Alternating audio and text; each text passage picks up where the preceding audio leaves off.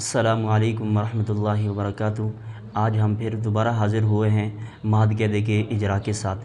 بیت النور ٹرسٹ کے ہی طالب علم محمد عبداللہ کو دعوت دوں گا، وہ آ کر قیدے کا اجرا سنائیں گے۔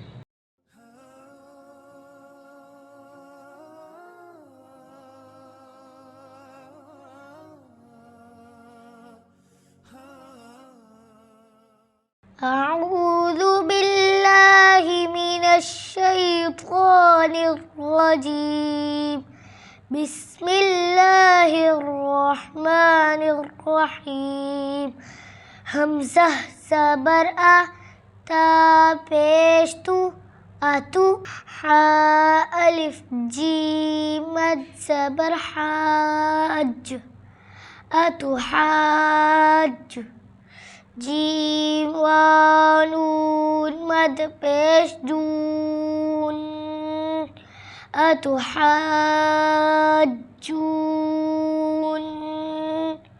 نون یا زینی، اتحاجونی۔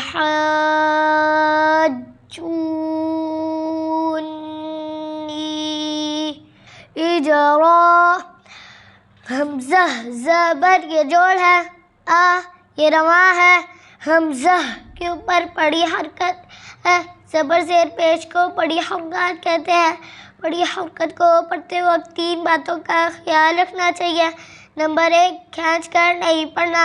نمبر 2، چھٹکے سے نہیں پڑھنا۔ نمبر 3، مجھول نہیں پڑھنا۔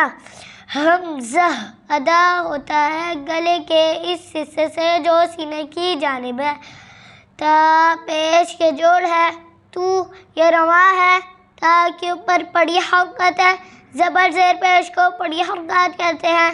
بڑی حرکت کو پڑھتے وقت تین باتوں کا خیال رکھنا چاہیے۔ نمبر 1، کھینچ کر نہیں پڑھنا۔ نمبر 2، چھٹکے سے نہیں پڑھنا۔ نمبر 3، مجھول نہیں پڑھنا۔ تا ادا ہوتا ہے زبان کی نوک اوپر کے سامنے والے دانتوں کی جڑ سے لگے۔ حا الف جیم مد زبر یہ جوڑ ہے، حاج یہ رواں ہے۔ جیم مشدد حرف ہے، مشدد حرف کو سختی اور جماعت کے ساتھ پڑھتے ہیں۔ مشدد حرف 2 مرتبہ پڑھا جاتا ہے، ایک مرتبہ اپنے سے پہلے والے متحرک حرف سے مل کر ساکن۔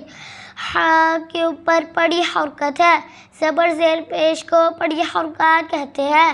بڑی حرکت کو پڑھتے وقت تین باتوں کا خیال رکھنا چاہیے۔ نمبر 1، کھینچ کر نہیں پڑھنا۔ نمبر 2، چھٹکے سے نہیں پڑھنا۔ نمبر 3، مجھول نہیں پڑھنا۔ حا ادا ہوتا ہے گلے کے درمیان سے۔ الف خالی سے پہلے زبر ہو تو الف مدہ ہوگا۔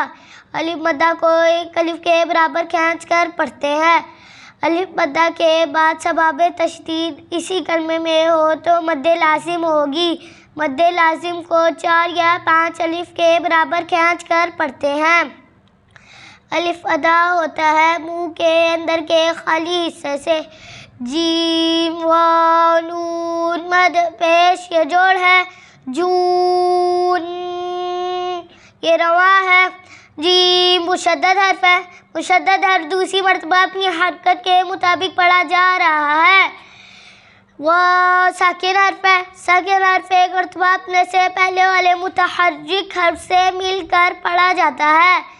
نون مشدد حرف ہے، مشدد حرف کو سختی اور جماؤں کے ساتھ پڑھتے ہیں۔